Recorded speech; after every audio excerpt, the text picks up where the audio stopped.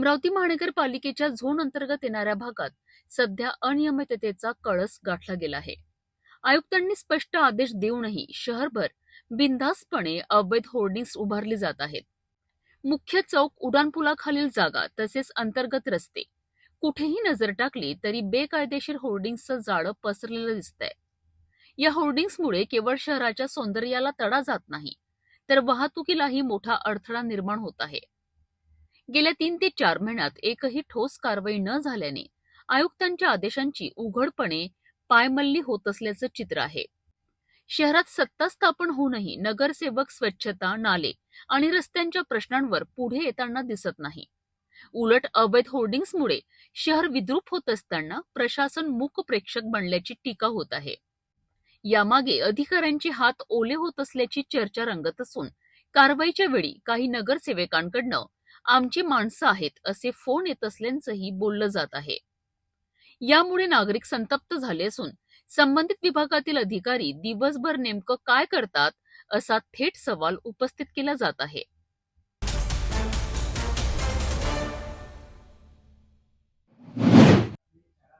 बडनेरा शहरातील गॅस कार्यालयाबाहेर सकाळपासूनच नागरिकांची प्रचंड गर्दी उसळली. घरगुती गॅस सिलेंडर बुकिंग आणि केवायसी प्रक्रियेकरिता शेकडो नागरिक रांगेत उभे होते. रांग इतकी मोठी होती की परिसरात गोंधळाचे वातावरण निर्माण झालेत. कार्यालय मुख्य रस्त्यालगत असल्याने नागरिकांनी आपली वाहने रस्त्यावरच उभी केलीत. यामुळे काही वेळातच रस्त्यांवर वाहनांच्या लांबच लांब रांगा लागल्यात. दुचाकी, चारचाकी आणि प्रवासी सर्वांनाच वाहतूक कोंडीचा मोठा फटका बसला. परिस्थिती इतकी गंभीर झाली की काही काळाकरिता रस्ता पूर्णपणे ठप्प झाला. दरम्यान उन्हात तासनतास उभे राहिल्यामुळे नागरिकांनी संताप व्यक्त केलाय. गॅस सारख्या अत्यावश्यक सेवेकरिता अशा प्रकारे त्रास सहन करावा लागतोय असा सवाल नागरिकांनी उपस्थित केलाय. या सगळ्या गोंधळात वाहतूक नियंत्रणाकरिता पोलिसांची कोणतीही व्यवस्था दिसली नाही. यामुळे प्रशासनाच्या नियोजनावर प्रश्नचिन्ह उपस्थित झाले आहेत. नागरिकांनी तातडीने उपाययोजना करण्याची मागणी करत आंदोलनाचा इशाराही दिला आहे.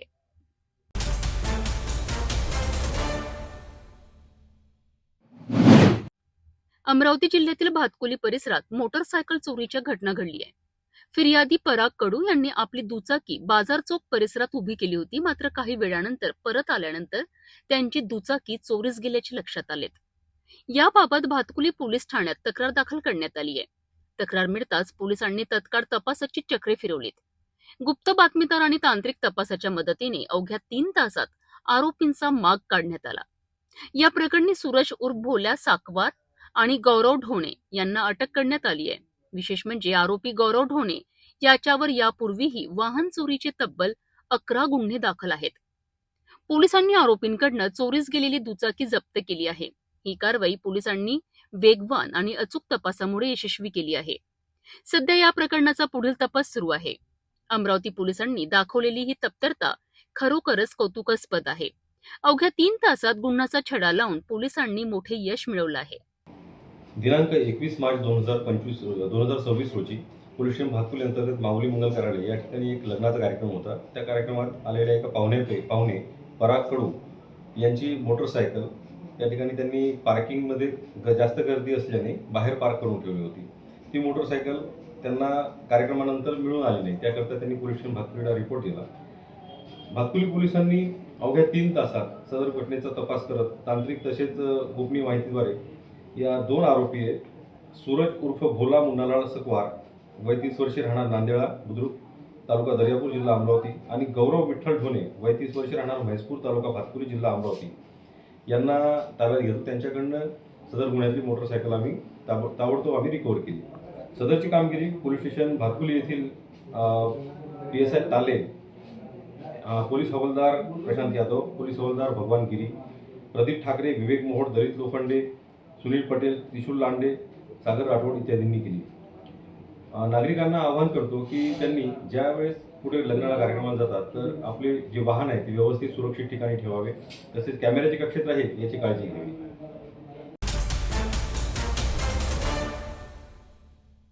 शादी और ब्याह की शुरुआत आराधना साड़ी के साथ। Aradhana wholesale shopping mall, L2 Bijland complex, Nandgaon Peth, Amravati, Jawahar road, Amravati.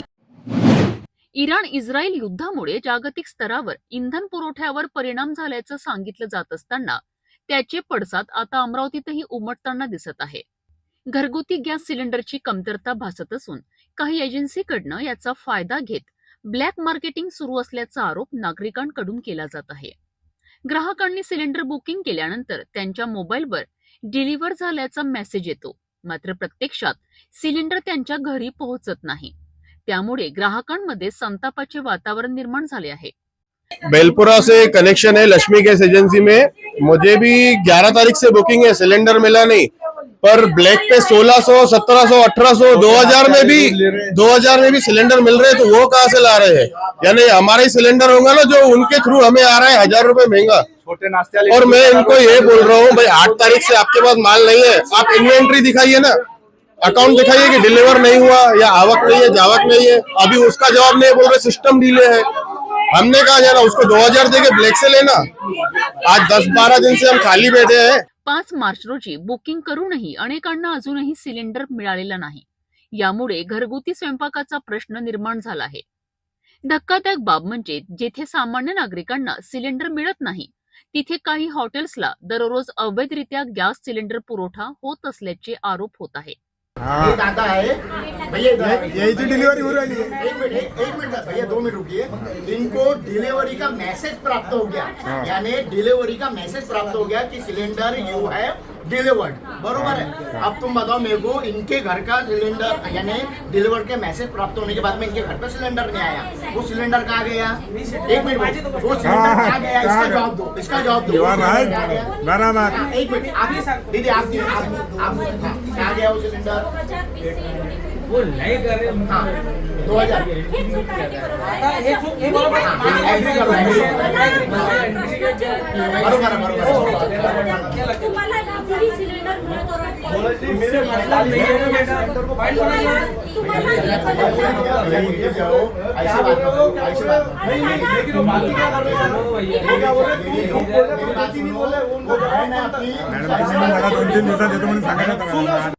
ब्लॅकमध्ये एका सिलेंडरसाठी तब्बल 2000 रुपये मोजावे लागत असल्याचे ग्राहक सांगत आहेत. विशेषतः लक्ष्मी भारत गॅस एजन्सीवर सिलेंडरच्या नावाखाली अवैध व्यवसाय सुरू असल्याचा गंभीर आरोप करण्यात आला आहे. अब हमसे सहन शक्ति नहीं होती है, घरगुती सिलेंडर में हमें बहुत दिक्कत आ रही है, बरोबर है. तो आज मैं यहाँ पे लक्ष्मी भारत गैस में फिर आया हूँ और इनसे यहाँ पे चर्चा किया हूँ. ये यहाँ पर ऑनर है, ऑनर से भी मैंने यहाँ पे चर्चा किया हूँ. इनका कहना है कि हमारे पास में स्टॉक नहीं है, हम दे नहीं सकते है. अब आप बताइए, इस वीडियो के माध्यम से 4 तारीख की मेरी बुकिंग है, आज की 23-24 तारीख आ गई है, यानी 20 दिन एक घरगुती सिलेंडर को लग रहे हैं.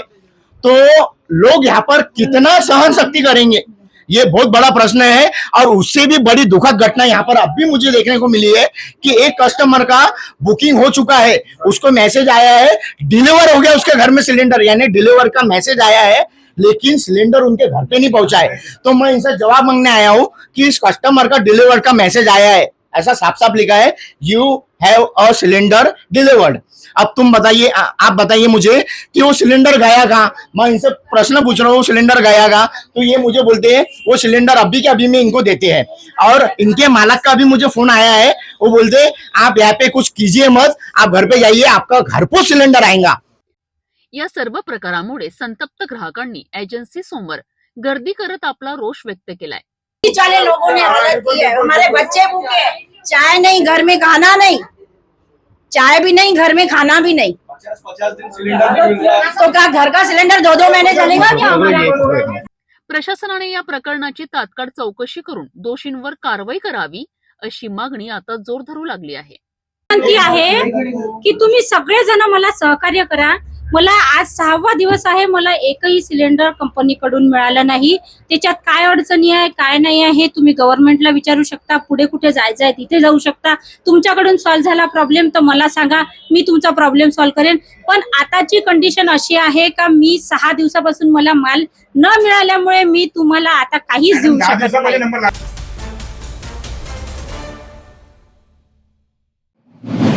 धामणगाव परिसरात नाफेडमार्फत गुरु गजानन ॲग्रो प्रोड्युसर कंपनीच्या वतीने चणा खरेदी प्रक्रिया सुरू आहे. मात्र या खरेदी दरम्यान काही शेतकऱ्यांकडनं तक्रारी समोर आल्याने वातावरण तापलंय. प्रहार जनशक्ती पक्षाचे तालुका प्रमुख सूरज गंथडे यांनी खरेदी केंद्रावर नाफेडचे अधिकारी उपस्थित नसल्याचा आरोप करत शेतकऱ्यांची लूट होत असल्याचा गंभीर आरोप केलाय. यानंतर प्रहारचे पदाधिकारी आणि कार्यकर्ते थेट खरेदी केंद्रांवर दाखल झालेत. त्यांनी कंपनीच्या संचालकांना जाब विचारलाय आणि याच दरम्यान वातावरण चिघळलंय. एवढा जर कास्तकाराला मेल आयडी बाकीच्या गोष्टी समजला असता, ऐका ना, कास्तकाराला मेल किंवा नंबर जर गोष्टी समजल्या असत्या ना. मला एक सांगा, हां, सोशल मीडिया खूप स्ट्रॉंग माध्यम आहे. कुठला सोशल मीडिया जर एवढा स्ट्रॉंग माध्यम आहे तर तुम्ही एक CCTV कॅमेरा लावून ठेवला इथं, तुमचा काटा कसा चालू आहे, किती किलो आहे, बोला. APMCचा फोन पाहिजे होतो. काय म्हणतात? APMCचा काही कॉन्टॅक्ट आहे का? हां, नाही, माझा कॉन्टॅक्ट नाही आहे. नाफेडची शासकीय खरेदी चालू आहे ना. APMC मार्फत खरेदी करते, पुन्हा मार्फत करते. सांगा ना, कोणामार्फत करते?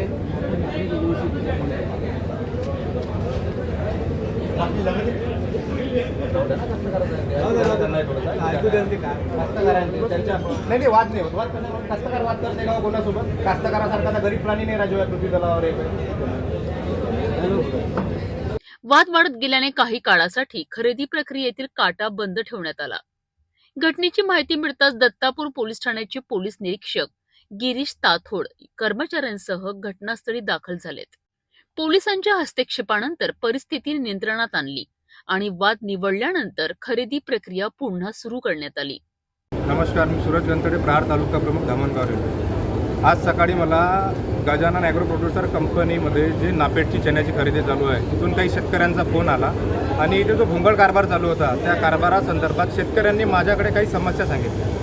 त्या समस्या ऐकल्यानंतर लगेच मी इथे या ॲग्रो प्रोड्युसर कंपनीमध्ये आलो असता इथे जे मी माझ्या डोळ्यांनी पाहिलं तर एवढी भयानक परिस्थिती आहे इथे की इथे शेतकऱ्यांची अक्षरशः लूट चालू आहे. इथे नाफेडचा ना कुठला अधिकारी आहे, ना कुठला ग्रेडर आहे, ना इथं कुठला शासनाचा माणूस आहे. त्या नाफेडच्या अधिकाऱ्याचं कोणतरी यादव म्हणून आहे, त्यांचं असं म्हणणं आहे की आम्ही सगळा कारभार त्या ॲग्रो प्रोड्युसर कंपनीला हँडओव्हर केला. कंपनीला हँडओव्हर केल्यानंतर ती कंपनी त्याच्या मनमानी कारभारानुसार शेतकऱ्यांची लूटमार करत आहे. इथे जर तुम्ही पाहिलं तर इथे महाराष्ट्राच्या बाहेरून काही हमाल आणलेले आहे. त्या हमालांशी जेव्हा मी बोललो त्या हमालांचं असं म्हणणं पडलं की आम्हाला 40 रुपयाप्रमाणे तुम्हाला आम्ही हमाली देतो, तुम्ही इथे काम करण्यासाठी या.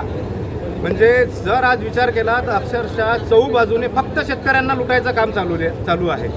आणि आज सकाळी तर असा प्रकार झाला इथे की इथे एक व्यापाऱ्याची 600 क्विंटलची थप्पी लागली होती. त्या थप्पीला सकाळी 7 वाजता कुठलाही कास्तकार आणि कुठलाही माणूस नसता काही हमालाच्या हाताने डायरेक्ट कट्टा प्लेट काट्यावर ठेवून डायरेक्ट कट्ट्यात उबडला आणि दुसऱ्या थप्पीवर टाकला. म्हणजे त्या व्यापाराच्या मालासाठी ना कुठली चाळणी, ना कुठला ग्रेडर, ना कुठला इथे एखादा अधिकारी कोणीच उपस्थित नाही. म्हणजे अक्षरशः जर विचार केला तर चहूबाजूने फक्त शेतकऱ्यांची लूट चालू आहे. जेव्हा आम्ही इथे येऊन पाहिलं तर ना इथे कुठले CCTV आहे, फक्त एक CCTV कॅमेरा लागलेला आहे, तोही सेंटरला. त्या कॅमेरामध्ये काटा कसा होतो, शेतकऱ्यांचा माल कसा घेतला जाते, चाळणी मारण्याच्या वेळेस चाळणी लावायची पद्धत कशी आहे, ही कुठलीही गोष्ट इथे त्या कॅमेऱ्यामध्ये दिसत नाही. त्याचबरोबर जेव्हा एखाद्या व्यापाऱ्याने शेतकऱ्याच्या नावावर माल टाकला तर त्याची चाळणी अशी एकदम सखोल अशी प्लेन उभी लावल्या जाते की जास्त माल हा या साईडला घडला पाहिजे. आणि शेतकऱ्यांसाठी जेव्हा चाळणी लावल्या जाते तेव्हा अशी पूर्ण प्लेन लावल्या जाते की जेणेकरून शेतकऱ्यांचा 30% माल हा चाळणीतून घडून त्याला घरी न्यायचं काम पडलं पाहिजे. ही परिस्थिती इथे या ॲग्रो प्रोड्युसर कंपनीमध्ये चालू आहे. आणि जेव्हा आम्ही इथे येऊन बोलतो की एखादा इथे तुम्ही नाफेडचा अधिकारी बोलवा किंवा ग्रेडर बोलवा तर या कंपनीचा साधा संचालकही इथे यायला तयार नाही आणि आमच्यासोबत बोलायला तयार नाही. त्यामुळे आज आम्ही इथे सगळ्यांना विनंती करतो की जो नाफेडचा अधिकारी असेल, जो ग्रेडर असेल, त्याच्यावर तर सर्वात पहिले कारवाई करून त्यांना घरी पाठवण्यात यावे आणि व्यवस्थित जो शेतकऱ्यांची बाजू घेऊन शेतकऱ्यांच्या मालाची योग्य पद्धतीने वजन आणि माल मोजणीसाठी इथं हजर राहील अशाच अधिकाऱ्यांची व ग्रेडरची इथं नियुक्ती करण्यात यावी आणि शेतकऱ्यांचा माल कुठल्याही अटी शर्तीशिवाय घेण्यात यावा. आणि त्याचबरोबर आजपर्यंत जेवढाही माल इथे खरेदी केलेला असेल त्या सर्व खरेदी केलेल्या मालाची चौकशी करण्यात यावी व किती शेतकऱ्यांचा माल घेतला व शेतकऱ्यांच्या नावावर किती व्यापाऱ्यांचा माल इथे टाकला या सगळ्या गोष्टीची चौकशी या जे इथलं नापेटचं आहे केंद्र, त्या नापेटच्या अधिकाऱ्यांनी चौकशी करावी आणि जो अधिकारी आणि जो इथे नाफेडचा जो ग्रेडर आहे तो गेल्या 2 ते 3 दिवसापासून हजर त्यांच्यावर तात्काळ कारवाई करून त्यांना घरी पाठवण्यात यावे. आणि ह्या जर 2-4 दिवसात जर या सगळ्या कारवाया होऊन शेतकऱ्यांवर होणारा अन्याय जर थांबला नाही तर आम्ही इथे प्रहार स्टाईलने आंदोलन करू आणि वाटल्यास तर आम्ही इथे स्वतः उपोषणसुद्धा करू. जोपर्यंत शेतकऱ्यांचा शेवटचा दाना इथे इमानदारीनं घेतला जाणार नाही तोपर्यंत आम्ही शांत बसणार नाही आणि खंबीरपणे आम्ही शेतकऱ्यांच्या पाठीशी उभे राहू असे आपणास विनंती करतो. आणि या सगळ्या अधिकाऱ्यांवर तात्काळ कारवाई करून यांना घरी पाठवण्यात यावे व शेतकऱ्यांच्या बिना अटी शर्तीशिवाय माल विकत घेण्यात यावा व शेतकऱ्यांना कुठलाही त्रास न देता जेवढा जास्त खरेदी करता येईल तेवढा खरेदी करण्याचा प्रयत्न या संस्था चालकांनी करावा. आणि इथे आल्यानंतर शेतकऱ्यांची ना पाण्याची व्यवस्था आहे ना इथे शेतकऱ्यांची कसली व्यवस्था आहे. त्यामुळे आम्ही विनंती करतो की या संस्थेने शेतकऱ्यांची पाण्याची चायची व्यवस्था करावी आणि शेतकऱ्यांचा परिपूर्ण माल खरेदी करावा. असं न झाल्यास आम्ही येत्या 3 ते 4 दिवसात इथे आंदोलन करू आणि आंदोलन केल्यानंतर जर आमचा प्रश्न सुटला नाही तर आम्ही इथे उपोषणसुद्धा करू. आणि हा विषय सविस्तर आम्ही सगळं आमचे नेते आदरणीय बच्चूभाऊ कडू जे शेतकऱ्यांसाठी नेहमी भांडत राहतात त्यांच्या कानावर विषय टाकू आणि हा शेतकऱ्यांवर होणारा अन्याय आम्ही 100% थांबवू. या दरम्यान कंपनीचे संचालक कमल टावरी यांनी सर्व आरोप फेटाळून लावत नाफेडच्या नियमांनुसारच खरेदी होत असल्याचं स्पष्ट केलंय. नमस्कार, मी गुरु गजानन ॲग्रो प्रोड्युसर कंपनीतर्फे संचालक कमल टावरी बोलतो. आमच्यावर आज जे इथे आरोप करण्यात आलेले आहे की कास्तकारांचा माल बगर काट्याने मोजता आणि व्यापाऱ्यांचा माल मोजत आहे, साहेब इथं तसं काहीच नाही आहे. आम्ही जी पद्धत आहे नियमानुसार सकाळी येऊन काटा करते एवढी चाळणी करणे मालाची आणि नंतर काटा करणे आणि माल बारदाण्यात भरणे आणि तो वेअरहाऊसला पोचवणे ही नाफेडची पद्धत आहे. त्या नाफेडच्या पद्धतीनुसार आणि नाफेडच्या जी टक्केवारी दिलेली आहे त्यांच्या मॉइश्चरनुसार त्या टक्केवारीनुसार आम्ही माल घेत आहे, सदर माल घेत आहे. नाफेडला नियमानुसार इथे ग्रेडरची आवश्यकता नाही कारण की नाफेडनी इथे आम्हाला टक्केवारी दिलेली आहे, त्या टक्केवारीनुसार आम्ही माल घेत आहे. अजून हे सांगू इच्छितो की आम्ही सदर माल जसं कोणतेही कास्तकार जसे विधवा बाई आहे त्यांच्याकडून आम्ही माल तिथून घरून माल जर घेतला तर त्यांचं नुकसान वाचतं, येण्या जाण्याचा खर्च वाचतो. आणि परंतु आज जे घडलं इथे त्यामुळे आता ते तिथून माल आणणं शक्य नाही आणि आम्ही इथूनच माल घेणार आहे. बस बाकी एवढंच म्हणणं आहे आमचं. तर दुसरीकडे प्रहार संघटनेने पुन्हा असा प्रकार झाल्यास आंदोलन छेडण्याचा इशारा दिला आहे. या संपूर्ण प्रकरणामुळे काही काळासाठी शेतकऱ्यांमध्ये संभ्रम आणि नाराजीचं वातावरण पाहायला मिळालंय. शादी और ब्याह की शुरुआत आराधना साड़ी के साथ. Aradhana wholesale shopping mall L2 Bijland complex, Nandgaon Peth, Amravati, Jawahar road, Amravati. संघाशी असणारे काँग्रेसचे आमचे तीव्र जे मतभिन्नता आहेत त्या आपल्या ठिकाणी आहेत. मात्र मतभिन्नतेच्या शिवाय एक संवाद असला पाहिजे, सौहार्दता असली पाहिजे ही महात्मा गांधींची जी शिकवण आहे. आणि संविधानातलं समता, बंधुता, सामाजिक न्यायाच्या अनुषंगानं देखील आम्ही अनुसरण आमचं असल्यामुळे त्यांच्याशी टीका जरी आम्ही करत असलो तरी एक अपेक्षा त्यांच्याकडून व्यक्त करणं हा एक राजकारणातला भाग आहे. जसं आपल्याला माहितीच आहे की काँग्रेसने इथे ज्या जातीय दंगली झाल्या होत्या त्या मागच्या रमजान महिन्यामध्ये जातीय दंगलीच्या पार्श्वभूमीवर आम्ही नागपूर शहर काँग्रेस कमिटीच्या वतीनं एक मोर्चा हा रेशीमबाग या ठिकाणी आम्ही घेऊन जाण्याचा प्रयत्न केला होता. आणि त्यावेळेस जो जळता महाराष्ट्र आहे तो शांत करा, जो जातीय द्वेष पसरण्याचं काम संघ करत आहे ते करू नये अशा आशयाचा एक मोर्चा आमचा हा 1 वर्षापूर्वी निघाला होता. एवढंच नव्हे तर 2 ऑक्टोंबरला अर्थात दसऱ्याच्या दिवशी संघाला 100 वर्ष पूर्ण होत असताना संघ बरखास्त करा आणि त्याची नोंदणी करून घ्या आणि संविधान जे आहे ते त्यानुसार आगामी वाटचाल ही संघाची असली पाहिजे.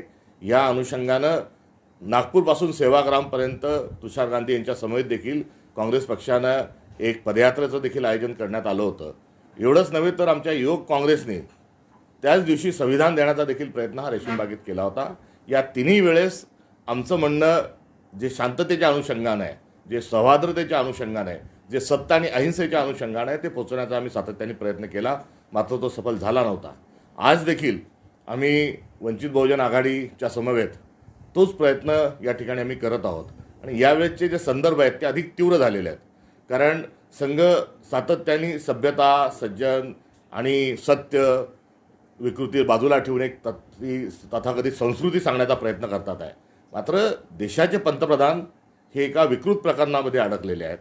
त्यांचं नाव जे आंतरराष्ट्रीय पातळीवर येत असताना भारतात सगळी तो विषय दाबण्याचा प्रयत्न होत आहे. आणि एप्स्टीन फाईलसारख्या अत्यंत गंभीर विषयामध्ये थेट स्वरूपामध्ये नरेंद्र मोदी यांचं नाव आंतरराष्ट्रीय स्तरावर येणं हे भारत म्हणून अत्यंत अपमानास्पद आहे. एवढंच नव्हे तर या सर्व दबावापोटी कुठेतरी अमेरिकेचं ट्रेड डील देखील करण्याचा प्रयत्न त्यांनी जो केला आहे तो देखील अत्यंत निषेधार्ह आहे.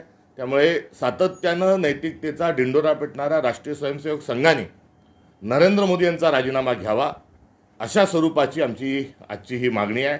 आणि या मागणीच्या सोबतच जो द्वेष पसरवण्याचं काम आपल्या देशात जे मोठ्या प्रमाणावर सुरू आहे तिथे सौहार्दता निर्माण करणं, संविधान जे आहे ते सर्वोपरी समजणं हा आजच्या आमच्या एकंदरीत मोर्चाचा आशय आहे. महाराष्ट्रातला आणि भारतातला पोलीस आणि एकंदरीत केंद्रातलं आणि राज्यातलं गृह खातं जे आहे हे कुठल्याही गोष्टीचा आपण जेव्हा प्रोटेस्ट करतो किंवा एक सत्य मांडण्याचा प्रयत्न करतो तेव्हा चिरडून टाकण्याचा प्रयत्न सातत्याने होत आहे. ये पुलिस हमसे डरती है, ये सरकार हमसे डरती है, पुलिस को आगे करती है, अशा प्रकारच्या ज्या आम्ही घोषणा देतो त्या घोषणा या विनाकारण आणि चुकीच्या नाहीत. आम्ही जो मोर्चा काढतोय ते आमचं म्हणणं मांडतोय. कुठेही हिंसेचा आधार किंवा काही शेलक्या भाषेच्या अनुषंगानं काही विचित्र पद्धतीने आम्ही वागणार नसून आमचं जे म्हणणं आहे भारतीय नागरिक या नात्यानं आणि ज्याची नैतिक जबाबदारी ही संघाने जरूर स्वीकारली पाहिजे. नुसते नैतिकतेचे धडे देऊन किंवा नुसत्या कुठे शाखा भरून हे होणार नाही, तर प्रत्यक्षामध्ये जे मोदी पंतप्रधान झाल्यानंतर भेटायला आले त्यांच्याशी त्यांनी सांगितलं की मी संघामुळे आहे. भले ते मधात 11 वर्ष गायब झाले असतील, 11 वर्षानंतरही पुन्हा आले, 75व्या वर्षी रिटायर्ड व्हा सांगितलं, मोदींनी ऐकलं नाही, अलबत्ता तो भाग निराळा. मात्र संघाने या संदर्भात मोदींच्या विचित्र विकृत नेतृत्वाच्या संदर्भात भूमिका स्पष्ट केली. करिता आमचा हा मोर्चा आहे हे आधीच आपल्याला सांगितलं. मात्र पोलीस हे साधा जो संवाद आहे देशांतर्गतला हा होऊ देत नसेल आणि आमची रास्त लोकशाहीची मागणी जर पूर्ण करू देत नसेल तर याचाच अर्थ असा आहे की महाराष्ट्राचे मुख्यमंत्री आणि गृहमंत्री देवेंद्र फडणवीस यांचा दबाव पोलीस यंत्रणेवर आहे. आणि हे पहिलं नागपूरचं प्रकरण आहे, पण खरात प्रकरणातही बघतोय, खरात प्रकरणामध्ये तर हसावं कराडावं अशा प्रकारची परिस्थिती आहे. दस्तर खुद्द मुख्यमंत्री म्हणता आम्ही प्रकरण बाहेर काढलं. अरे होऊ कसं दिलं प्रकरण? तुम्ही या महाराष्ट्राचे गृहमंत्री मागच्या 5 वर्षाच्या काळात होता, नंतरच्या 2.5 वर्षाच्या काळात होता, आताही देखील आपण गृहमंत्री आहे. आणि आपण आपल्या कारकिर्दीत हा अशा स्वरूपाचे खरातसारखे विचित्र विकृत एक सेक्स स्कॅन्डल महाराष्ट्राचं एप्स्टीन फाईल हे घडतं तेव्हा तुम्ही झोपा काढत होते का? त्यांना असा दावा करत असताना वास्तविक पाहता कुठेतरी गृहमंत्री यांना तर लाज वाटली पाहिजे. तुर्तास आजचा मोर्चा आमचा होऊ न देणं म्हणजे पोलिसांचं सदरक्षणार्थ आणि खलनिग्रहणार्थ ही जी भूमिका महाराष्ट्राचं ब्रीदवाक्य पोलिसांचं आहे याच्या अगदी उलटे ते वागत आहेत. आणि खलत्वाचं संरक्षण अर्थात राष्ट्रीय स्वयंसेवक संघाचं संरक्षण हे कुठेतरी करत आहे. आणि संविधानाच्या सज्जन प्रवृत्तीने आम्ही जे हाक देत आहोत ती कुठेतरी थांबवण्याचा, चिरडून टाकण्याचा प्रयत्न पोलीस करत आहे. मात्र आमचा कार्यक्रम आम्ही सुनिश्चित केलेला आहे आणि आमची मोर्चाची सूचनाही दिलेली आहे. आम्ही माध्यमांनाही दिली, पोलिसांनाही त्याचा प्रकारचा अर्ज दिला आहे. आम्ही सविनय आमचा हा जो भूमिका आहे ही मांडण्याच्या अनुषंगाने संपूर्ण प्रयत्न करणार आहोत.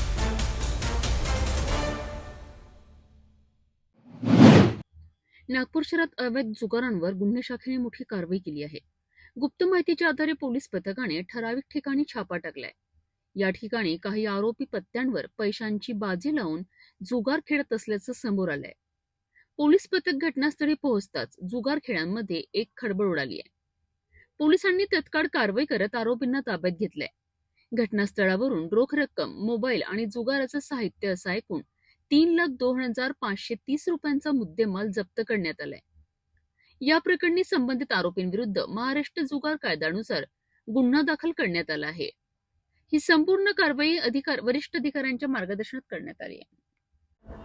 क्राईम ब्रांच युनिट क्रमांक 5 चे अधिकारी API कदम आणि आमचे स्टाफ राजू सिंग राठोड, राजू टाकळकर, त्यानंतर इतरांचे अंमलदार यांना एरियामध्ये पेट्रोलिंग करत असताना मिळालेल्या गोपनीय माहितीच्या आधारे पोलीस स्टेशन कळमनाच्या बाजूला जो कामठीचा रोड जातो त्यामध्ये रन्नाळा गाव, कामठी रोड, पोलीस स्टेशन नवी कामठी या एरियामध्ये काही लोक हे एका घरामध्ये जुगार खेळत असल्याची माहिती मिळाली. त्यानुसार रेड कारवाई केली असता एकूण आम्हाला 17 आरोपी मिळालेले आहेत. त्या 17 आरोपींकडे जुगाराचे पत्ते आणि त्यांच्यावर रोख कॅश रक्कम 11,280 आणि त्यांचे 17 मोबाईल अशी एकूण 3,40,000 आणि इतर टोटल 3,51,380 रुपयाचा मुद्देमाल आम्ही जप्त केलेला आहे.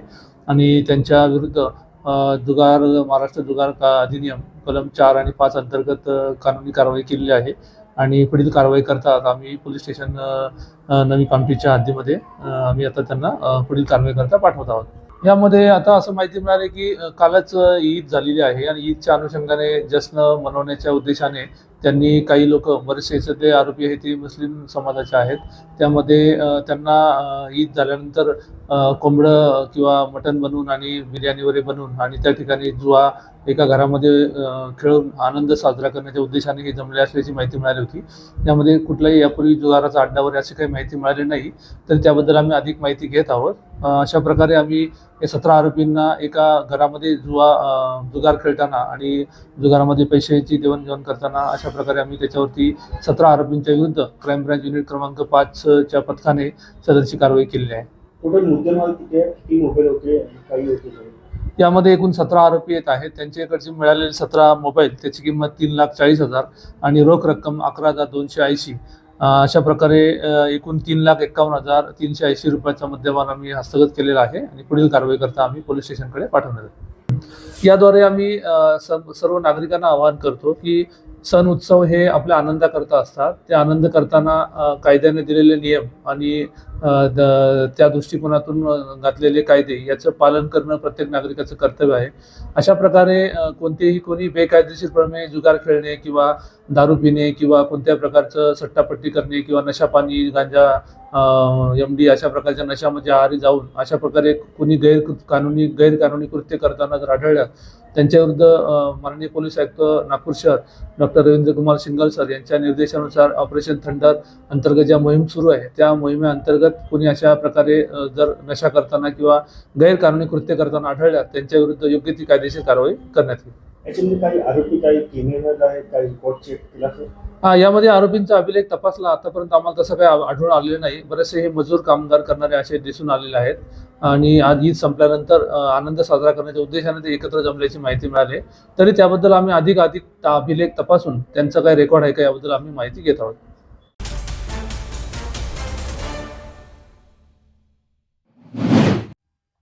ज्येष्ठ नेते आणि समाजसेवक दत्ताभाऊ मेघे यांच्या निधनाने विदर्भात शोककळा पसरली आहे.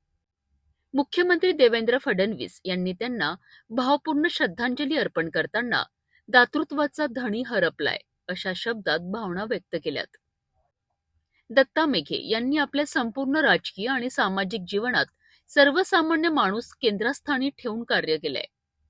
त्यामुळेच एक लोकनेता अशी त्यांची ओळख निर्माण झाली आहे.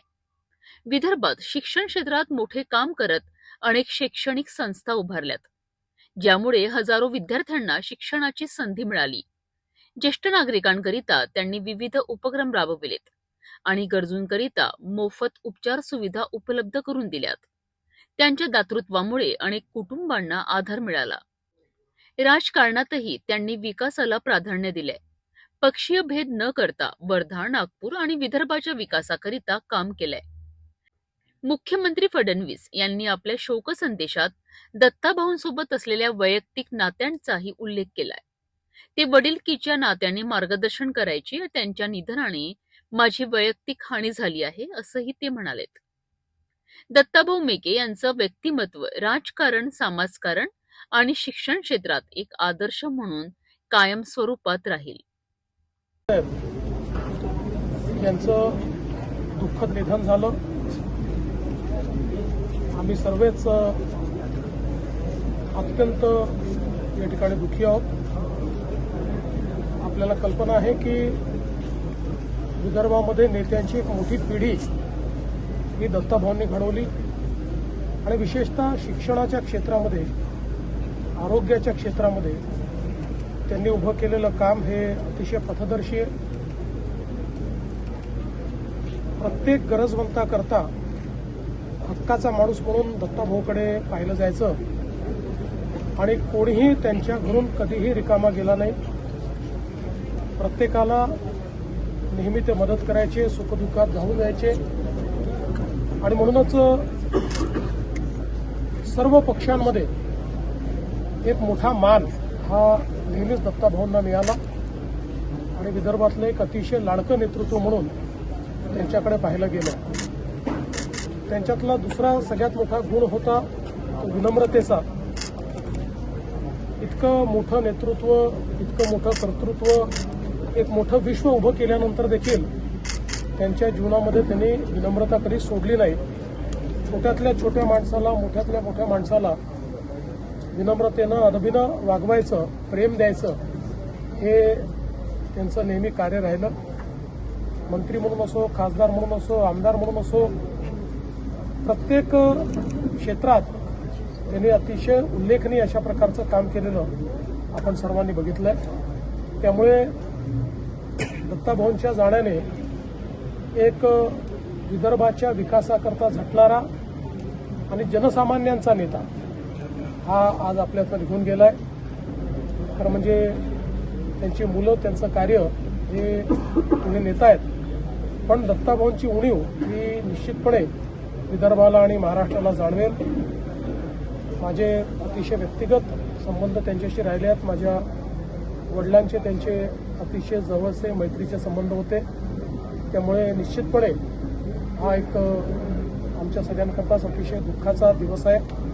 विशेषतः त्यांच्या कुटुंबावर जो काही आघात आहे तो देखील मोठा आहे आणि त्यांच्यावर प्रेम करणारी जी काही सगळी मंडळी आहे ती सगळी मंडळी त्यांना देखील हा एक मोठा धक्का आहे. त्यामुळे मी ईश्वराला प्रार्थना करतो की ईश्वराने त्यांच्या कुटुंबाला आणि त्यांच्यावर प्रेम करणाऱ्या सर्वांनाच या ठिकाणी हे दुःख सहन करण्याची शक्ती द्यावी आणि त्यांना शांती द्यावी, अशा प्रकारची ईश्वरचरणी प्रार्थना करतो.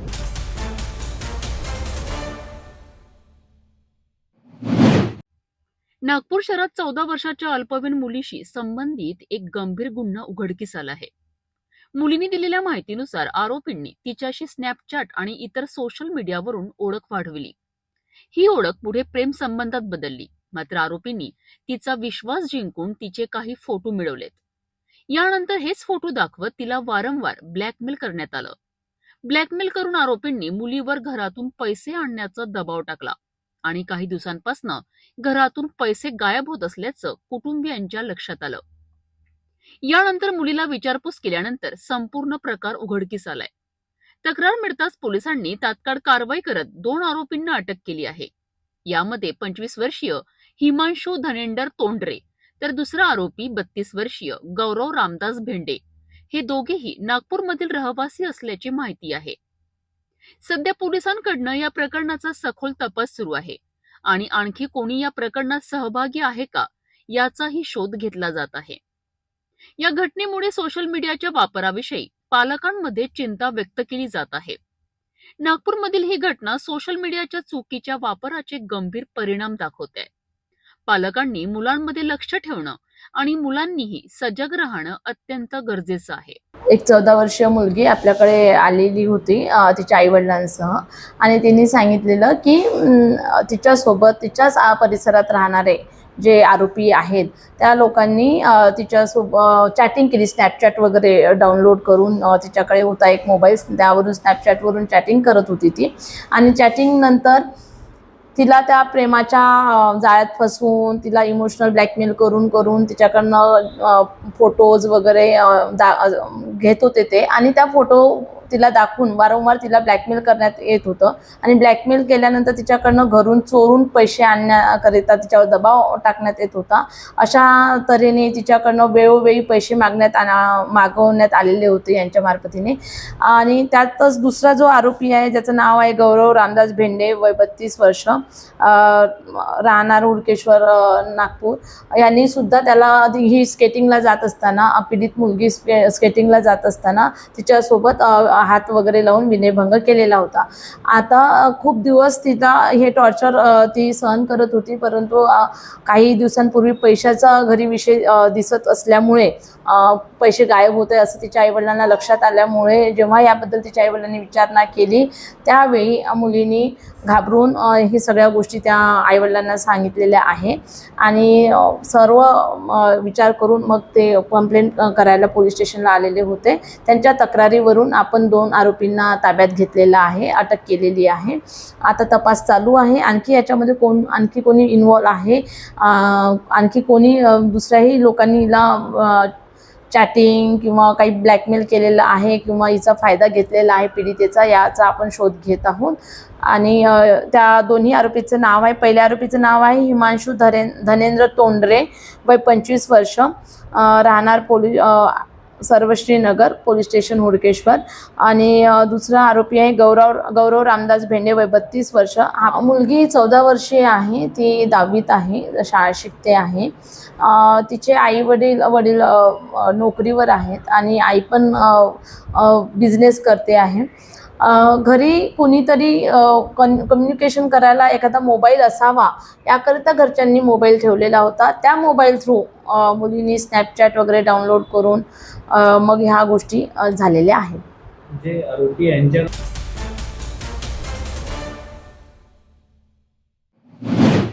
नागपूरमधून एक धक्कादायक घटना समोर आली आहे. सोशल मीडियावरून ओळख, प्रेमसंबंध आणि त्यानंतर अत्याचाराचा आरोप.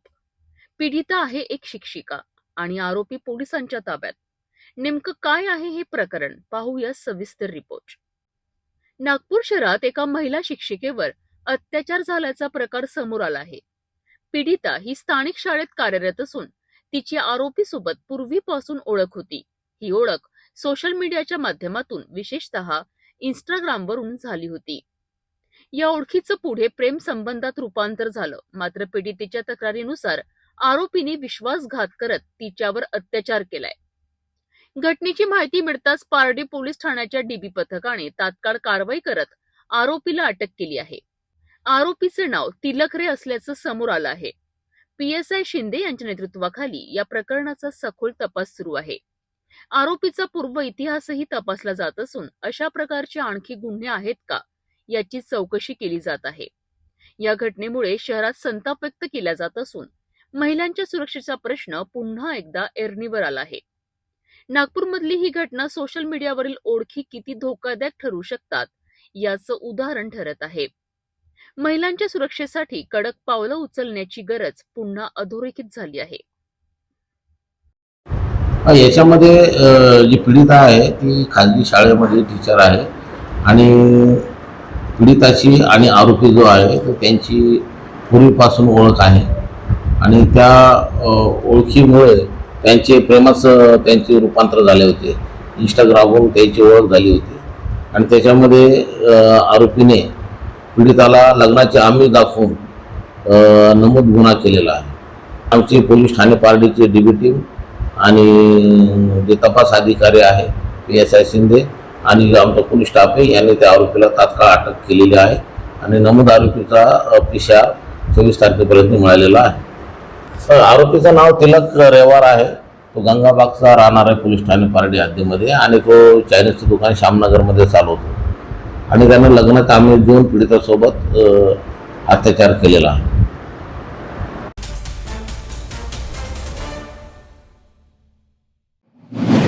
नागपूर शहरातील हुडकेश्वर पोलीस ठाण्याच्या तपास पथकाने मोठी कारवाई करत अवैध दारू वाहतूक उघडकीस आणली आहे. दिघोरी चौक परिसरात नाकाबंदी दरम्यान एका पांढऱ्या रंगाच्या ऑडी कारची तपासणी करण्यात आली आहे. या तपासणीत कारमधून मोठ्या प्रमाणात विदेशी दारूची अवैध वाहतूक सुरू असल्याचं समोर आलंय. पोलिसांनी तत्काळ कारवाई करत एकूण 12,94,360 रुपयांचा मुद्देमाल जप्त केला आहे. या प्रकरणात प्रवीण वसंतराव कुरेवार या आरोपीला ताब्यात घेण्यात आलं आहे. विशेष म्हणजे रमजान ईदच्या बंदोबस्तासाठी पोलीस पथक पेट्रोलिंगवर असताना गुप्त बातमीदाराकडून मिळालेल्या माहितीच्या आधारे ही कारवाई करण्यात आली आहे. सहाय्यक पोलीस निरीक्षक पपिन रामटेके आणि त्यांच्या पथकाने ही मोहीम यशस्वीपणे पार पाडली आहे. तर वरिष्ठ पोलीस निरीक्षक अनामिका मिर्झापुरे यांच्या मार्गदर्शनाखाली पुढील तपास सुरू आहे. नागपूर पोलिसांची ही कारवाई अवैध दारू व्यवसायाविरोधात मोठं पाऊल मानलं जात आहे. आमची डीबी पथक हे पेट्रोलिंग करत असताना त्यांना गोपनीय माहिती मिळाली की एक पांढऱ्या कलरची ऑडी गाडी ही दारू घेऊन जात आहे, अवैधरित्या बाळगत आहे, तर तुम्ही त्याच्यावर कारवाई करावी. या माहितीनुसार आमच्या डीबी पथकाने त्या गाडीचा शोध घेतला आणि गाडी जेव्हा त्यांना मिळून आली त्या गाडीची जेव्हा झडती घेतली तर त्यामध्ये 9 बॉक्स होते, ज्याच्यामध्ये विदेशी दारू अवैधरित्या बाळगताना आम्हाला मिळून आलेली आहे. अशी एकूण दारूची किंमत आहे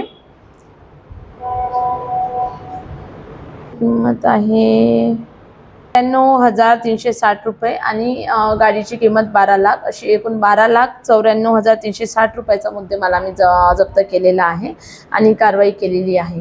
ही दारू कुठे जात होती आणि कुठून आणली होती याचा आम्ही शोध घेत आहोत. माननीय CP सर यांच्या मार्गदर्शनात जॉईंट CP सर, माननीय CP sir, joint CP sir, माननीय साऊथ रिजन सर यांच्या मार्गदर्शनात माननीय DCP रश्मिताराव सर, सहाय्यक पोलीस आयुक्त नरेंद्र हिवरे सर यांच्या मार्गदर्शनामध्ये API रामटेके, चेतन वैद्य, दिनेश गाडेकर, गोपाल देशमुख, संदीप पाटील, संतोष सोनटक्के, विजय सिन्हा, मंगेश मडावी, प्रज्वल वाणी या सर्वांनी मिळून ही कारवाई केलेली आहे. पकडलेल्या आरोपीचे नाव आहे प्रवीण वसंतराव कुरेवार, वय 53 वर्ष, राहणार चिटणीस नगर, पाण्याच्या टाकीजवळ, पोलीस स्टेशन नंदनवन.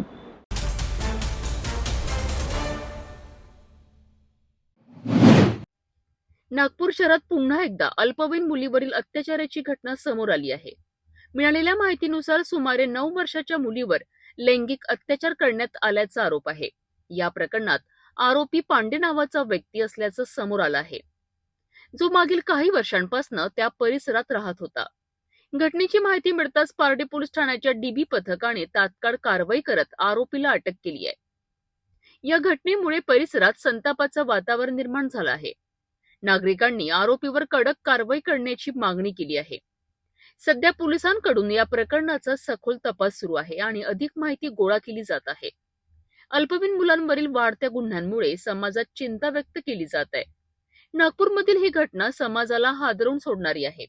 अशा गुन्ह्यांवर कठोर कारवाई होणं गरजेचं आहे आणि सर्वात महत्त्वाचं म्हणजे अशा घटना थांबवण्यासाठी समाजानेही सजग राहणं आवश्यक आहे. बरोबर आहे. या गुन्ह्यामध्ये जो आरोपी होता, तर ज्या मुलीवर त्याने लैंगिक अत्याचार केलेला आहे त्या पीडितेवर, तर त्या आरोपीला या गुन्ह्यामध्ये पारडी पोलीस ठाण्याच्या DB पथक आणि आमचा जो स्टाफ आहे पोलीस स्टेशनचा यांनी नमूद आरोपीला तात्काळ अटक केलेली आहे. आरोपीचे नाव आहे सुरा रोडे. तो पांडे नावाचं ज्याची आटाचक्की आहे, ती आटाचक्की तो चालवतो मागील बरेच वर्षापासून आणि पीडिताचे वय 9 वर्ष आहे. त्या आटाचक्कीवर आम्हाला अशी माहिती आहे की लहान जे मुलं आहेत, मुलं मुली हे त्या आटाचक्कीवर नेहमी जात होते. तर जो आरोपी आहे ते चॉकलेट देण्याच्या बहाण्याने त्यांना तो बसवत होता. याच्यामध्ये आरोपीला अटक केल्यापासून आजपर्यंत त्याचा PCR मिळालेला आहे.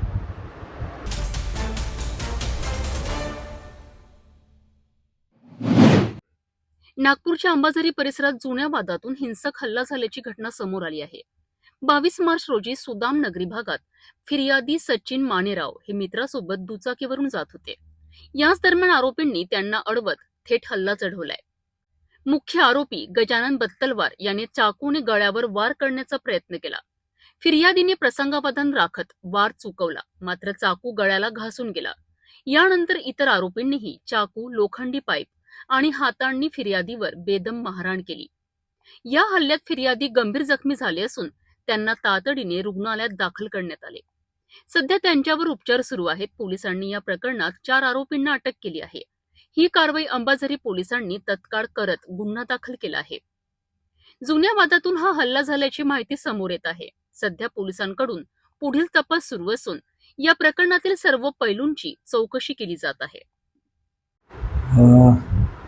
काल दिनांक 22/3/2026 रोजी सकाळी 11 वाजताच्या दरम्यान फिर्यादी जे आहेत सचिन मुकुंदा मानेराव राहणार सुदामनगरी हे त्यांच्या मित्रासह अंबाझरी परिसरात हिलटॉप येथील सरकारी दवाखान्यासमोरून जात असताना यातील आरोपी आहेत आरोपी नामे गजानन बत्तुलवार, भूपेंद्र बत्तुलवार, पवन बत्तुलवार व राजू कुंबरे या आरोपींनी फिर्यादीला थांबवलं आणि त्यांच्यात काही जुने वाद होते.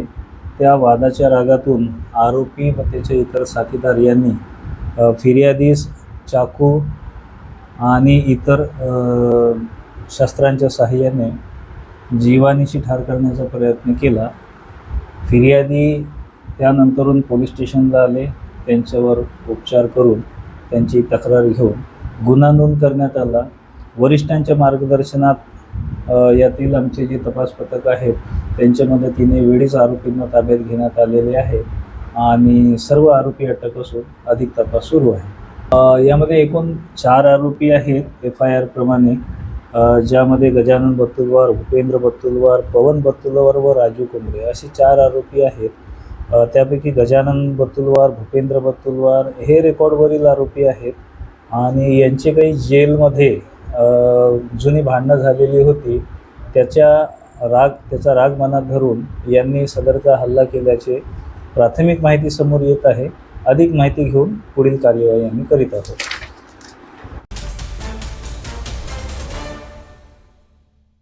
शादी और ब्याह की शुरुआत, आराधना साड़ी के साथ।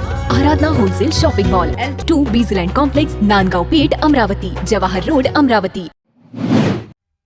यवतमाळ जिल्ह्यातील पुसद शहरात छत्रपती शिवाजी वाड परिसरात भव्य विशाल हिंदू संमेलन आयोजित करण्यात आलंय. हिंदू समाजात जनजागृती आणि सामाजिक एकता दृढ करण्याच्या उद्देशाने या कार्यक्रमाचे आयोजन करण्यात आले होते. या संमेलनाला महाराज गजानंद माऊली यांनी उपस्थित राहून मार्गदर्शन केले. तसेच दुर्गा वाहिनीच्या प्रांत शक्ती साधना प्रमुख आकांक्षा वर्मा यांनीही प्रभावी भाषण केलेत. हिंदू समाजासमोरील आव्हानांवर एकत्रित येऊन मात करण्याचे आवाहन त्यांनी केलेत. यावेळी नीरज खंडेलवार यांनी भारतीय संस्कृती, कुटुंब व्यवस्था आणि पर्यावरण संरक्षण यांचे महत्त्व अधोरेखित केले. भारत विश्वगुरू होण्याकरिता भारतीय मूल्यांचा स्वीकार आवश्यक असल्याचे त्यांनी सांगितले. या कार्यक्रमात स्थानिक रहिवासी अनुराधा मोरे यांची पोलीस विभागात निवड झाल्याबद्दल त्यांचा सत्कार करण्यात आला. या संमेलनाला मोठ्या संख्येने नागरिक उपस्थित होते आणि कार्यक्रम उत्साहात पार पडला. पुसदमधील हे संमेलन समाज एकतेचा आणि जागरूकतेचा संदेश देणारे ठरलेत. अशा कार्यक्रमांमुळे समाजातील ऐक्य अधिक मजबूत होण्यास मदत होते. नमस्कार, मी कुमारी आकांक्षा वर्मा, दुर्गा वाहिनी विदर्भ प्रांत शक्ती साधना प्रमुख.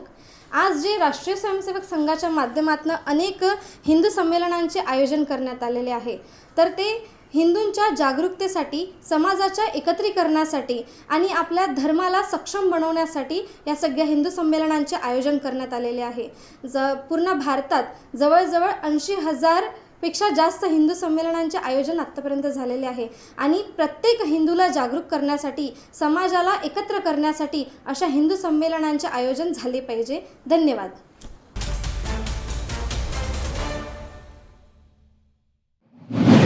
नांदेड जिल्ह्यातील पवित्र श्रीक्षेत्र माहूरगड चैत्र नवरात्र महोत्सवात भक्तांनी फुलून गेला आहे. गेल्या 3 दिवसात गुढीपाडवा, चैत्र नवरात्र आणि रामनवमी निमित्त हजारो भाविकांनी श्री रेणुका माता आणि श्री दत्त प्रभूंचं दर्शन घेतलंय. गडावर जाणाऱ्या रस्त्यांवर वाहनांच्या लांबच लांब रांगा पाहायला मिळताय. मात्र या गर्दीतही भाविकांकरिता उत्तम व्यवस्था करण्यात आली आहे. गॅस तुटवडा असतानाही चुलीवर ठोकळे जाळून महाप्रसाद तयार केला जातोय आणि भाविकांना प्रेमाने पोटभर दिला जातोय. पिण्यासाठी स्वच्छ फिल्टर पाणीचीही व्यवस्था आहे. यामुळे भाविक समाधान व्यक्त करताना दिसत आहे. गडावर अन्नदान, सुरक्षा व्यवस्था, पिण्याचे पाणी, दर्शन रांगेत पंखे आणि कूलर यांची सोय करण्यात आली आहे. सीसीटीव्हीच्या नजरेखाली आणि सुरक्षा रक्षकांच्या उपस्थितीत भाविक शांततेत दर्शन घेत आहेत. विश्वस्त मंडळांकडनं मातेची नित्य आरती, महावस्त्र, अलंकार अर्पण पूजा केली जात आहे. तसेच कलाकारांसाठी सुसज्ज स्टेज उभारण्यात आला आहे, ज्यावर भक्तिगीत, अभंग आणि भजन सादर होत आहे. यामुळे गडावर भक्तिमय वातावरण निर्माण झालं आहे. लिफ्ट आणि स्कायवॉकचं काम सुरू असल्याने थोडासा त्रास जाणवत असला तरी भाविक भविष्यातील सोयींचा विचार करून 500 पायऱ्या चढत आनंदाने दर्शन घेत आहेत. गडावरील श्री दत्त शिखर आणि अनुसया माता संस्थान येथेही भाविकांकरिता मोठ्या श्रद्धेने दर्शन घेतलं आहे. रामनवमीपर्यंत चालणाऱ्या या यात्रेकरिता पोलीस प्रशासनाने कडक बंदोबस्त ठेवला आहे.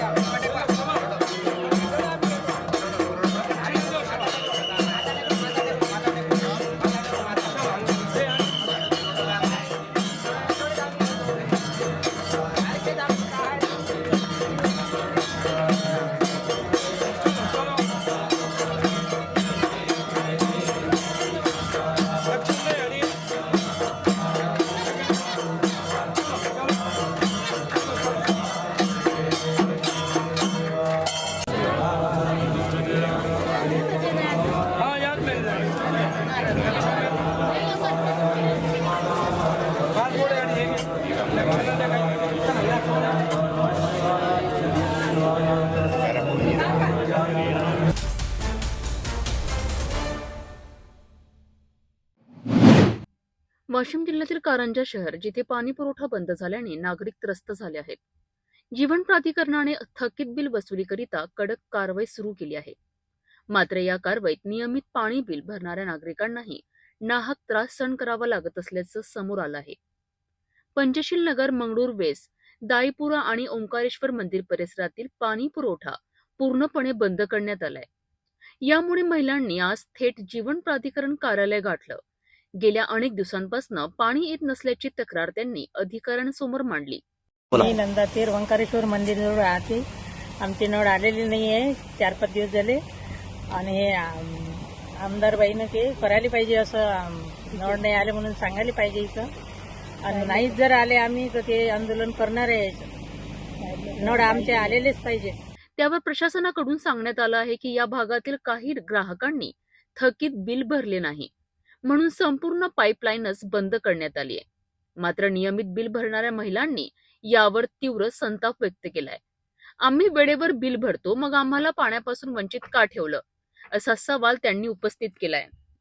मंगरूळ वेस, पंचशील नगर, ओंकारेश्वर मंदिर जवळ आम्ही राहतो. आमचेवाले आता 8-10 दिवस झाले आमचे नळ नाही येऊन राहिलेले आहे. आम्ही आमचे बिल क्लिअर भरलेले आहे तरी आमचं वाला काहीच पाणी नाही, आम्हाला नळ नाही येऊन राहिले. इथे आम्ही कंप्लेंट द्यायला आलो तर आम्हाला साहेब लोक म्हणतात का त्यांना सांगा का तुम्ही त्यांना बिल भरायला लावा. आम्ही त्या लोकांना कसं सांगा बिल भरा म्हणून? तुम्ही हे काम यांचं आहे, आम्ही कसं बोलणार आहे त्यांना? या प्रकरणात स्थानिक नगरसेवक नदीम अहमद यांनी हस्तक्षेप केलाय. त्यांनी जीवन प्राधिकरण कार्यालयात जाऊन अधिकाऱ्यांशी चर्चा केली आहे आणि तात्काळ पाणी पुरवठा सुरू करण्याची मागणी केली आहे. यावर संबंधित विभागाने सकारात्मक भूमिका घेत लवकरच समस्या सोडवण्याचं आश्वासन दिलं आहे. यामुळे गेल्या अनेक दिवसांपासून पाण्यासाठी त्रस्त असलेल्या नागरिकांना मोठा दिलासा मिळणार आहे. सुशीलाबाई किशनराव ढोरे, मी कारंजात राहते.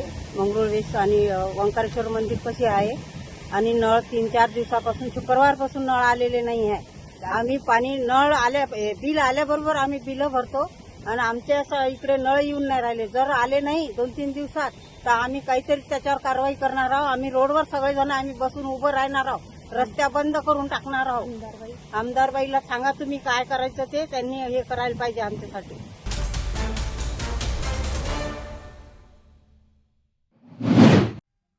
बुलढाणा जिल्ह्यातील मेहकर तालुक्यातील शारसिव गाव गेल्या अनेक दिवसांपासून विविध मागण्यांकरिता चर्चेत असलेलं. या गावातील मनीष जाधव, प्रवीण राजगुरू आणि पंकज वाघ या तिघांनी आता आंदोलन अधिक तीव्र करत पेनटाकडी प्रकल्प धरणात जलसमाधी आंदोलन सुरू केलंय. गावातील गट नंबर 19 मधील सुमारे 60 आर जमीन हिंदू स्मशानभूमीकरिता खुली करून देण्याची त्यांची प्रमुख मागणी आहे. यासोबतच स्मशानभूमीवर लावण्यात आलेली झटका मशीन हटवावी आणि जिल्हा परिषद शाळेच्या परिसरातील अतिक्रमण तात्काळ काढण्यात यावं. अशा मागण्या देखील करण्यात आल्या आहे. आज आम्ही तिघे जलसमाधी आंदोलन करत आहे. सारशू येथील ग्रामपंचायतीतले काही किरकोळ विषय आहेत. ते किरकोळ विषय असून हे जाणीवपूर्वक मामा भाषे हे सरपंच, जो भाषा आहे तो सरपंच आहे आणि मामा आहे तो गावातले खेळ चालवतो. त्यामुळे या सारशूचे विषय सुटता सुटेना. शासन दरबारी वारंवार निवेदन, आंदोलन, मोर्चे, तक्रार अर्ज देऊनसुद्धा काही उपयोग नाही. जसं UP बिहारचं राज्य चालू आहे तसं या सारशू ग्रामपंचायतचं इथं शासन चालू आहे. त्यामुळे आमच्या कुठल्याही मागण्या ज्या आहे त्या मागण्याची कुठेतरी पूर्तता होताना दिसत नाही व याला कुठेतरी प्रशासनसुद्धा आम्ही जबाबदार धरतो. कारण गावातील काही लोक प्रशासनाची दिशा भरकवटत आहे. त्यामुळे या मागण्याकडे दुर्लक्ष करत आहे. परंतु आम्ही आज जलसमाधी आंदोलन करत असताना जोपर्यंत आमच्या मागण्या पूर्ण होत नाही, जसं हिंदू स्मशानभूमी मोकळी झाली पाहिजे, झटका मशीन काढली पाहिजे, बनातल्या विहिरीतली मोटर काढली पाहिजे, शाळेजवळचं अतिक्रमण हे ताबडतोब त्याची दखल घेऊन ते काढलं पाहिजे. या मागण्या जोपर्यंत आमच्या पूर्ण होत नाही तोपर्यंत आमचं जलसमाधी आंदोलन चालूच राहणार आहे. या मागण्यांकरिता यापूर्वी अनेक वेळा आंदोलन करण्यात आलंय, निवेदन देण्यात आली, मात्र प्रशासनाकडून कोणताही ठोस निर्णय घेतला गेला नाही, असा आरोप आंदोलनकर्त्यांनी केला आहे. आम्ही वारंवार प्रशासनाकडे विनंती अर्ज केले, निवेदनं दिले, आंदोलनं केले. आज आम्ही तिघ जण, प्रवीण राजगुरू, पंकज वाहक, मनीष जाधव, आम्ही तिघ जण जलसमाधीचं आंदोलन करत आहे. वारंवार प्रशासनाकडे आम्ही निवेदनं दिले, पण मात्र प्रशासन संथगतीने काम करत आहे. कुठल्याच प्रकारे प्रशासनाने ठोस निर्णय घेतला नाही व हिंदू स्मशानभूमीची 60 जमीन ही खुली केली नाही. म्हणून आज आम्ही आंदोलन करत आहे. आणि काल संध्याकाळी आंदोलनकर्त्याच्या घरावर सराईत गुन्हेगार प्रल्हाद कचरू शेजूळ यांनी दगडफेक व घरावर हल्ला चढवला. म्हणजे ह्या प्रल्हाद कचरू शेजूळला एवढी हिंमत कुठून आली? सारशू गावामध्ये कायदा सुव्यवस्थेचा प्रश्न निर्माण झालेला आहे, तरी अशा गावगुंडावर ताबडतोब पोलीस प्रशासनानं कारवाई करण्यात यावी व आपलं सारशू येथील 60 जमीन जी आहे हिंदू स्मशानभूमीची ही खुली करण्यात यावी व शाळाभोवतील जे अतिक्रमण आहे ते तत्काळ काढण्यात यावं व या हिंदू स्मशानभूमीमध्ये जी अंत्ययात्रा निघती ती अंत्ययात्रा त्या हिंदू स्मशानभूमीमध्ये येऊ नये म्हणून त्यानं प्रल्हाद कचरू शेजूळ यांनी झटका मशीन लावली. झटका मशीन ही जनावरांसाठी वापरल्या जाते, पण हा प्रल्हाद कचरू शेजूळ हा गावठाणमध्ये असलेले हिंदू स्मशानभूमीला झटका मशीन लावलेली आहे. तिथं त्या कारणामुळं हिंदू समाजातील लोकांना तिथं मज्जाव केला जातो व त्यानं कुठं अंत्ययात्रेला विरोध केला जातो. तरी प्रशासनाने जी दखल घेण्यात यावी. यामुळे अखेर त्यांनी जलसमाधी आंदोलनाचा टोकाचा मार्ग स्वीकारला आहे. या घटनेमुळे परिसरात तणावाचं वातावरण निर्माण झालं आहे. आता प्रशासन या गंभीर परिस्थितीत काय भूमिका घेतं याकडे संपूर्ण मेहकर तालुक्याचं लक्ष लागलं आहे. वारंवार आम्ही प्रशासनाला येते जवळजवळ 3 वर्षापासून हा लढा आमचा सातत्याने चालू आहे. त्यामध्ये आम्ही 3 जण मागच्या जून महिन्यामध्ये सुद्धा आम्ही इथे जलसमाधी आंदोलन केलं होतं. त्यामध्ये सुद्धा हाच विषय होता की जी काही सारशूची 60 जागा हिंदू स्मशानभूमीसाठी राखीव आहे, परंतु त्यावरती अतिक्रमण केलेलं आहे तो व्यक्ती आहे प्रल्हाद कचरू शेजूळ. आंदोलन करणं हा काय गुन्हा आहे का? मला सांगा. आम्ही 3 जण सातत्याने समाजहिताच्या कामासाठी लढत असतो, परंतु प्रल्हाद कचरू शेजूळ नावाची व्यक्तीने रात्री आमचे मित्र मनीष जाधव यांच्या घरावरती 10:30 वाजेच्या दरम्यान हल्ला चढवला. आज माझे मित्र अपंग आहेत आणि माझंही गावामध्ये राजगुरूचं घर एकटं आहे आणि माझे मित्र पंकज वाघ हे सुद्धा एकटेच. फक्त आम्ही तिघे समाजहिताच्या कामाच्या मागण्या ज्या आहेत, गाव लोकांच्या ज्या मागण्या त्यांच्यासाठी आमचा लढा चालू असतो. तर ही लोकशाही नसून प्रल्हाद कचरू शेजूळ ही दडपशाही करण्याचा प्रयत्न करत आहे. तरी माझी पोलीस प्रशासनाला आग्रहाची विनंती आहे की याच्यावरती कठोर ते कठोर कारवाई करण्यात यावी. कारण जसं पंकजभाईने सांगितलं की हे माम भाषे दोघं गाव चालवतात, खरोखर UP बिहार सारखी या सारशूची परिस्थिती यांनी निर्माण करून ठेवली आहे. तर माझी प्रशासनाला परत विनंती आहे की प्रल्हाद कचरू शेजूळवरती कठोर कारवाई करण्यात यावी. कारण सर्वात जास्त जर अतिक्रमण कोणी केलं असेल शासकीय जागेवरती तर ते केलेलं आहे प्रल्हाद कचरू शेजूळने. आज शाळा बघायला जा, शाळाच्या खिडक्या सुद्धा उघडत नाही. त्यानंतर जी हिंदू स्मशानभूमी 60 जमीन जी आहे यांनी तिच्यावरती कब्जा केलेला आहे आणि तिला झटका मशीन लावलेली आहे की कारण लोकांनी आत येऊ नये. आज जर सारशू गावामध्ये कोणी जर वारलं तर सगळ्यात मोठा प्रश्न निर्माण होतो की त्याला आपण जाळावं कुठं. ठीक आहे, ज्याच्या जमिनी जवळपास आहे ते लोक त्यांच्या जमिनीमध्ये नेतात, पण आमच्यासारख्या गोरगरिबांना काय करायचं? ते प्रेत कुठं जावायचं, या प्रशासनाच्या दारात जावायचं आहे का? हे मला तुम्ही सांगा. तुम्ही प्रत्यक्षात पाहणी करा. आज रोजी त्याच्यावरती त्यांनी जांबाचा मळा तयार केला का, तर माझी जागा निघू नये. परंतु ही शासकीय जागेवरती त्यांनी अतिक्रमण केलेलं आहे. तरी प्रशासनाला माझी विनंती आहे, जोपर्यंत ते अतिक्रमण निघत नाही, जोपर्यंत झटका मशीन निघणार नाही, तोपर्यंत आम्ही तिघे जण आमचे जीव गेला तरी चालेल, परंतु ह्यावेळेस आम्ही उठणार नाही.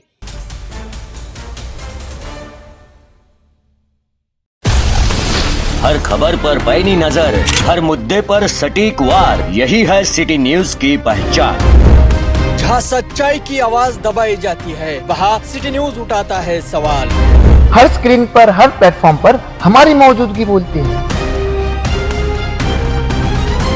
सिटी न्यूज हमेशा सच के साथ.